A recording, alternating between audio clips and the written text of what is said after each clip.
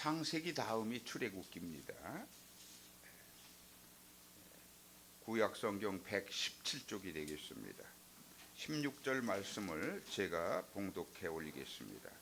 맥추절을 지키라. 이는 내가 수고하여 밭에 뿌린 것의 첫 열매를 거둠이니라. 수장절을 지키라.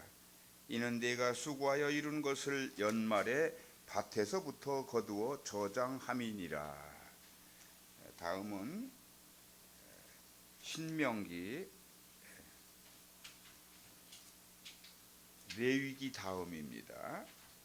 네 번째, 모세오경 중에 네 번째 성경이 되겠습니다. 신명기 16장 9절로 12절 말씀이 되겠습니다. 신명기는 저와 한 절씩 교독하시도록 하겠습니다.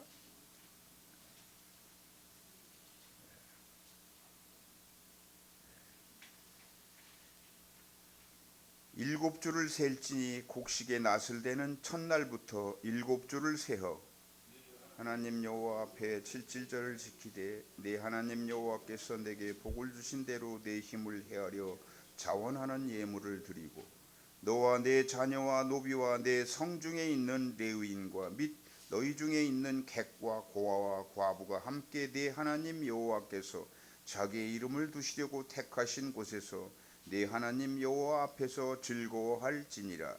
다같이 너는 애굽에서 종되었던 것을 기억하고 이 규례를 지켜 행할지니라. 아멘. 기도하고 말씀 증거하겠습니다. 감사하신 하나님, 어느덧 2026년도 이제 상반기가 이렇게 우리 하나님 은혜 가운데 큰 대과 없이 잘 지나가고 있습니다. 앞으로 남은 하반기를 또한 소망하면서 우리가 올려드리는 이 예배를 받아 흠양하여 주시옵소서. 오늘 부족한 이 종이 선포하는 이 말씀 위에 생명이 있게 하여 주옵소서. 예수 그리스도 이름으로 감사하며 기도합니다. 아멘. 여러분들에게 제가 맥추절, 칠칠절, 오순절에 대하여라고 하는 이 유인물을 배포해 드렸습니다. 이걸 다 들으셔야 돼요. 맥추절, 칠칠절, 오순절. 이 구약 시대에 이스라엘 백성들에게 그 명령된 이 축제입니다. 축제. 오늘 뭐 그 당시에 보면은 이게 뭐 축제면서도 제사였다 이렇게 해석을 하면 되겠습니다. 맥추절, 칠칠절, 오순절은 구약 성경과 신약 성경에 등장하는 절기입니다. 이제 결론부터 여러분들에게 말씀을 드리자면 모든 절기가 같은 날을 가리키는 것이다. 그런데 왜 이렇게 절기가 많습니까? 이렇게 묻는다면은 이는 시대나 그 강조하는 의미가 좀 다른 거예요, 서로. 혹은 뭐 수확하는 곡물의 종류에 따라서 그 부르는 명칭이 달라졌다. 이렇게 우리가 이해하면 되겠습니다. 그래서 각각의 이름들이 가진 그 의미와 유래를 우리가 살펴본다면은 맥추절은 한마디로 보리 수확을 하고 치르는 축제예요. 모든 이스라엘의 사람들이 한 자리에 모이는 겁니다. 그래서 축제를 벌인다. 오늘 본문 말씀이 바로 그 말씀이 되겠습니다. 이스라엘 백성이 가나안 땅에 들어간 후에 봄철 첫 열매인 보리 수확을 한 거예요. 농사를 져서. 그러니까 얼마나 감사하고 기쁨이 넘쳤겠습니까? 그렇죠? 출애굽을 하고 400년의 이스라엘 백성들이 애굽의 노예로 살았단 말이에요. 얼마나 많은 피눈물을 흘리고 살았습니까? 그들이 하나님의 은혜로 모세를 영도자로 삼아서 이스라엘 백성들을 구출해냈습니다. 그리고 이스라엘 백성들이 40년간을 광야에서 또 학습을 하게 했어요. 하나님은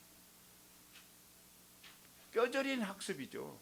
그 광야의 삶이라는 것이 만나와 메추라기, 하나님이 공급하시는 그 양식으로 그들이 매일을 연명하면서 하나님이 아니면 우리는 살아갈 수 없다라고 하는 걸 뼈저리게 훈련해서 가나안 땅에 입성을 시키고 이 첫 보리 농사를 하나님께 감사의 그 곡식단을 하나님께 드렸다라는 그런 축제가 되겠습니다. 그게 맥추절이다. 그럼 77절은 뭡니까? 77절. 77절은 7이 7번 겹친 절기다 이런 뜻인데 6월절 첫 안식일 다음 날을 초실절이라고 해요. 이 다음 날부터 시작해서 7주 7 곱하기 7은 49일이잖아요. 그 49일을 보낸 뒤 바로 그 다음 날이 50일째 되는 날이에요. 이 날을 기념했다라는 거예요. 그래서 보리 수확으로 시작해서 밀 수확으로 끝나는 약 7주간의 곡물. 이게 추수감사절입니다. 우리들도 추수감사절을 지키잖아요.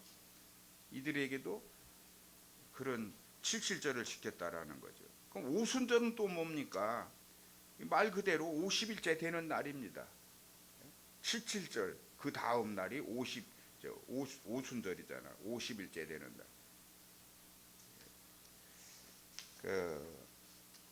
이게 우리가 이 신약 성경에서는 예수님이 부활하신 후 50일째 되던 날 마가의 다락방에 모인 제자들에게 주님이 약속하신 그 보혜사 성령님이 임재하셨잖아요. 그 얼마나 중요합니까? 이 성령께서 임재하신 그 50일째 되는 오순절의 그 성령 강림절로 우리가 지키거든요. 이때가 바로 교회가 탄생하게 된 거다. 교회 시대가 열린 거야. 그걸 의미합니다. 이 정도로 우리가 이 세 절기는 한 날이다, 한 의미다, 한 날이다 의미가 아니고 그렇게 설명을 드리고요. 그럼 먼저 오늘 맥추절의 그 영적 의미를 먼저 살펴봐야겠죠. 오늘 말씀의 제목이 맥추절의 의미입니다. 맥추절이 도대체 진정한 의미는 무엇인가? 영적 의미 먼저 살펴볼게요. 오늘날 이제 현대 교회에서 지키고 있는 맥추감사절은 구약 시대에 지켰던 그 모양 그대로의 맥추절기가 절대 아닙니다. 지금은 우리는 도시인들이잖아요. 뭐 보리가 어떻게 자라고 어떻게 열매 맺고 하는지를 우리 다 몰라요. 저는 어려서 보리 농사 짓는 걸 많이 봤기 때문에 잘 압니다만 대다수 사람들이 도시인들은 잘 모르는 거죠. 그래서 지금 교회 시대에는 예수 그리스도를 통해서 구약의 절기들이 이제 영적으로 완성되었다는 점에서 지금은 2026년 상반기까지 우리 하나님께서 우리를 동행해 주셔서 우리의 가정과 우리의 일터, 우리에게 건강 주시고 또 우리 교회 여러 가지 삶의 주변, 삶의 영역이 내 힘이 아닌 여기까지 도와주신 아까 찬양 드렸던 에베네셀의 하나님의 은혜를 감사하고 한 해에 이제 반환점을 도는 7월이 됐단 말이에요. 이 7월부터 남은 하반기 역시 하나님의 그 공급하심과 인도하심 속에 안전할 것을 믿음으로 고백하고 새롭게 출발을 다짐하는 영적 분기점에서 드리는 감사 예배의 날이 바로 오늘의 맥추 감사절이다. 이해가 되겠죠? 한 해의 분기점이야. 딱 절반. 이제 하반기 절반이 남은 거예요. 그러면 잠깐 동안 제가 여러분들에게 그 예화 하나를 좀 들려드리고 싶습니다. 이게 예화의 그 주제가 뭐냐면 당연하게 여겼던 일상의 은혜라고 하는 그런 주제입니다. 미국의 한 병원이 있었어요. 그 병원 중환자실에서 호흡곤란으로 막 사투를 벌이던 뭐 이거 죽는다. 이 어르신이 죽어. 이 사투를 벌이던 한 노인이 있었습니다. 다행히 집중 치료를 받고 이 산소호흡기 덕분에 죽을 고비를 넘기고 그가 이제 생還을 한 거야. 귀가를 했어요. 퇴원을 하고. 그런데 이 퇴원을 하는 퇴원 수속을 받는데 원무과에서 이 치료비 청구서를 받았는데 산소호흡기 사용료만 뭐 이게 몇천 달러가 나왔다 하는 좀 과장된 표현인 것 같아요. 그 예화가. 청구서를 받았던 노인이 가만히 종이를 이렇게 들여다보면서 막 눈물을 흘리기 시작했습니다. 수천 달러가 나왔으니까 눈물을 흘리는 거 아닌가? 의사가 그렇게 생각을 했어요. 이 치료비가 너무 비싸서 우는 줄 알고 이 노인분을 이제 위로를 해요. 어르신 형편이 어려우시면은요 병원 사회복지팀이 있는데 그 사회복지팀을 통해서 분할 납부를 하게 해드릴까요? 아니면 어떻게 다른 어디 자선단체나 이런 데서 좀 지원을 받아들이면 안 될까요? 너무 걱정하지 마세요. 울지 마세요. 이렇게 했습니다. 그러자 노인이 눈물을 닦으면서 고개를 저었어. 아니요. 의사 선생, 내가 돈이 없어서 우는 게 아니라니. 나는 이 고마운 산소호흡기를 단 하루 사용하고도 이렇게 엄청난 금액을 지불해야 하는데 나는 지난 80년 동안 아무런 대가 없이 하나님이 주신 이 맑은 공기를 마음껏 마시고 살았어요. 그런데 하나님의 청구서는 단 한 번도 받아본 일이 없어. 이런 얘기를 하는데 의사에게. 이제서 하나님이 주시는 이 맑은 공기, 이 햇빛, 생명수, 물, 이걸 단 한 푼도 주지 않고 그냥 감사도 모르면서 들이키고 마시고 쪼이고 했다라는 거야.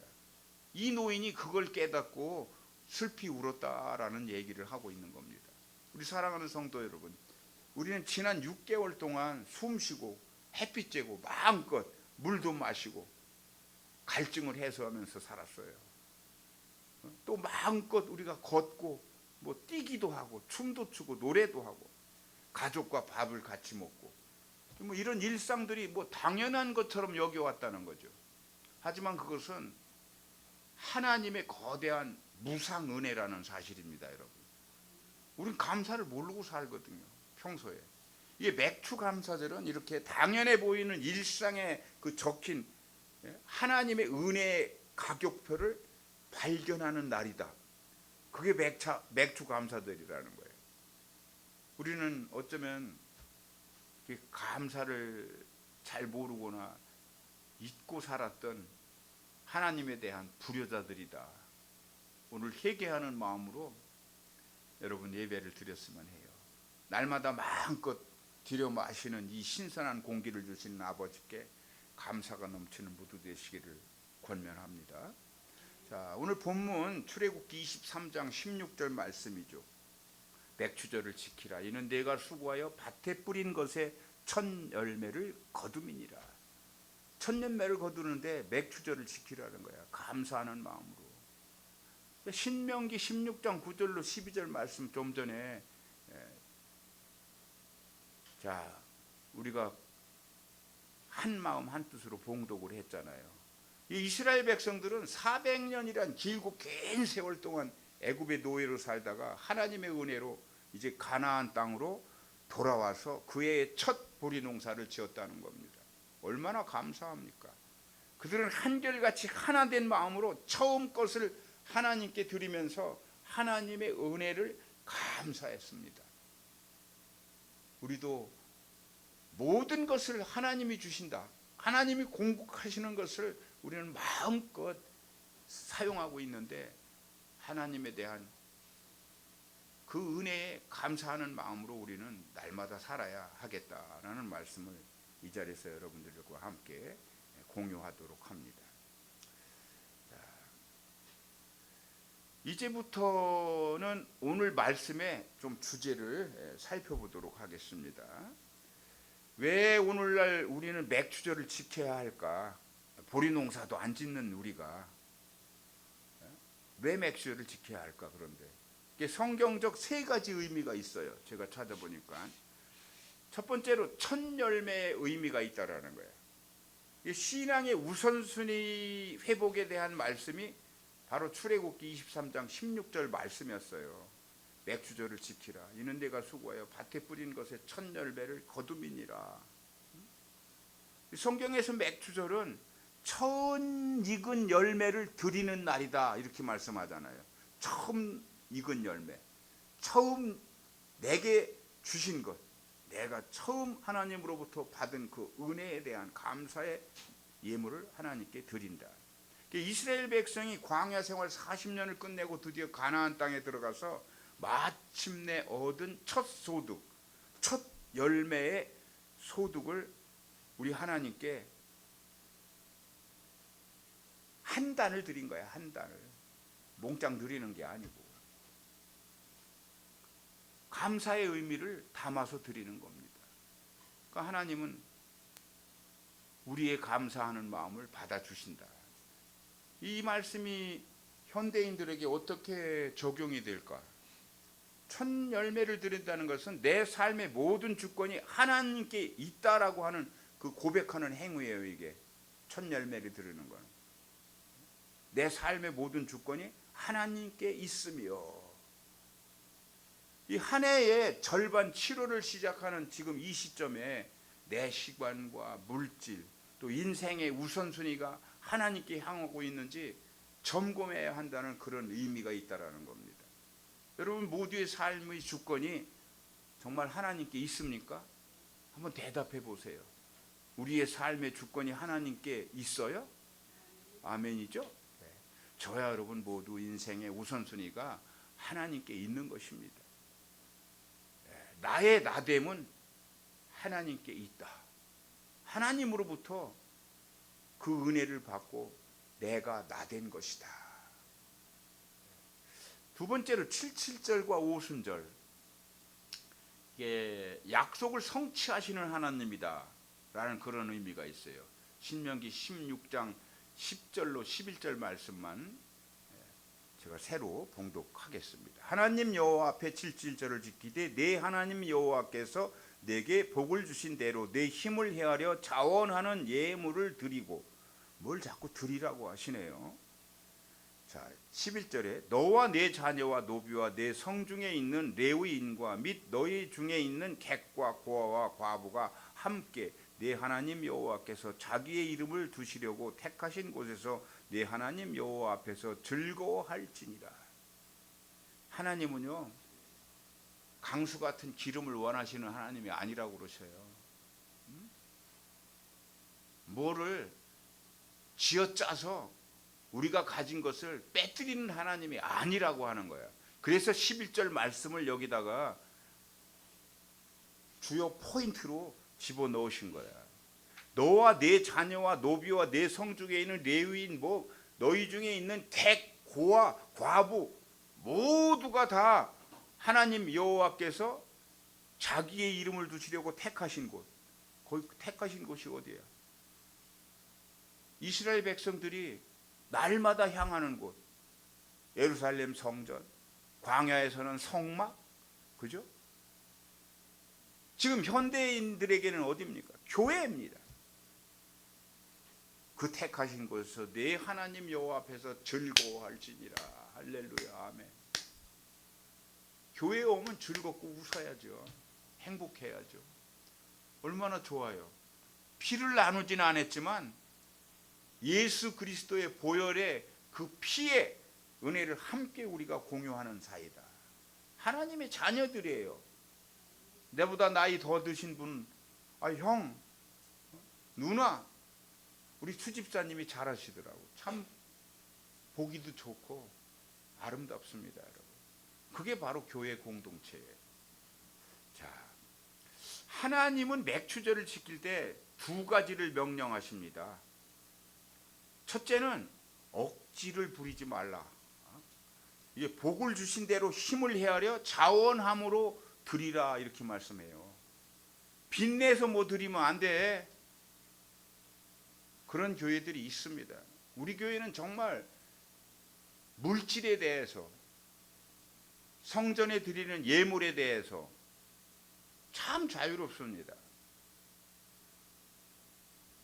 하나님이 다 공급하시고 하나님이 다 지금까지 인도해 내셨어요. 여러분들 부담 가지시면 절대 안 됩니다. 그걸 말씀하고 있다. 오늘 말씀이 주시는 그 의미가 또 그런 것에도 있다라는 말씀을 드립니다. 이게 두 번째는 소외된 이웃, 소외된 이웃에 대해서 말하고 있어요. 객이나 고아나 과부, 탁 찍어서 말하네요. 객, 손님을 환대해야죠. 어떤 누구도 교인과 교인끼리 서로 환대하고 부여잡고 사랑해주고 예쁜 말하고 사랑의 축복의 말도 하고 고아나 과부를 살펴야 한다라고 하는 거예요. 이게 이웃과 함께 즐거워하라는 거예요. 참으로 다행한 일은 우리 교회는 처음부터 지금까지 이 명령에 순종하고 있는 교회다라는 거예요. 분명합니다. 이건 우리는 순종하고 있어요. 여러분 모두가 이 명령에 순복하면서 따르고 계시다 하는 거예요. 여러분 모두는 정말 매우 존귀하고 복된 성도들이십니다. 여러분 할렐루야. 웃어야지요. 여러분 사실이에요. 우리는 힘들어도 이웃을 먼저 생각하고 지금까지 달려왔어요. 내가 힘들어. 그래도 이웃을 먼저 생각하고 있었다라는 거예요. 얼마나 하나님이 이렇게 명령하신 이 내용을 우리가 충실히 수행을 하고 있다라는 겁니다. 여러분. 신명기 16장 10절로 11절 말씀은 현대를 살고 있는 우리들에게 어떻게 적용되는 말씀일까? 이게 중요해요.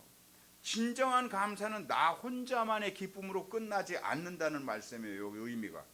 전반기 동안 내가 받은 은혜를 이제 우리가 계산적으로 계수를 해보고 그 감사의 크기만큼 주변에 지치고 소외된 이웃들에게 사랑과 물질을 흘려내는 것이 맥추절의 완성이다라고 하는 그런 의미의 말씀을 오늘 주고 계십니다. 이제 결론의 말씀을 어떻게 한 줄로 표현을 해볼까요? 한 줄로 표현하자면은 상반기의 감사로 하반기가 활짝 열릴 것이다. 한 줄로 표현하자면 그런 것 같아요. 이스라엘 백성들은 맥추절을 지키며 이제 지난 광야의 메마름을 잊고 앞으로 펼쳐질 더 큰 가을 수확, 수장절이라는 말을 우리가 오늘 읽었어요. 이 수장절을 믿음으로 바라보았다는 거예요. 이 더위를 이기면서 보리 농사를 잘 수확하고 또 앞으로 이 메마른 광야에서 다시 펼쳐질 그 수고와 그 노고 속에서 또 가을 수확을 믿음으로 바라본다라는 거예요.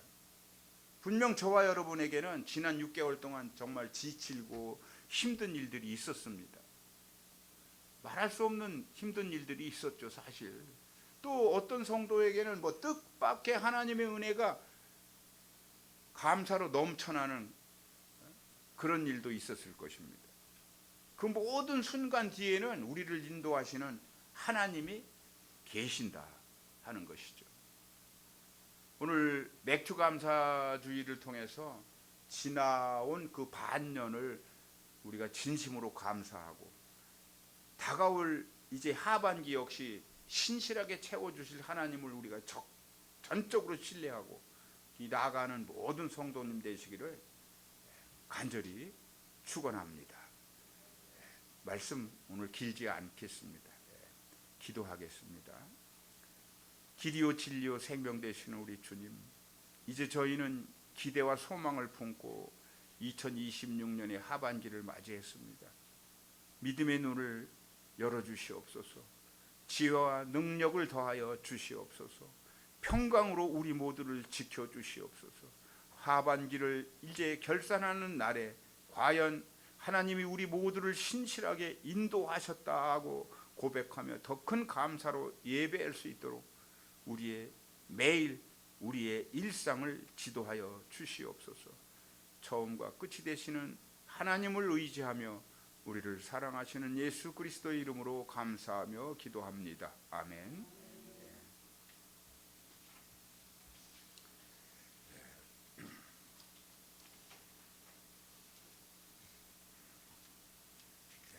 껐나요? 봉헌 찬양 310장 찬송하시면서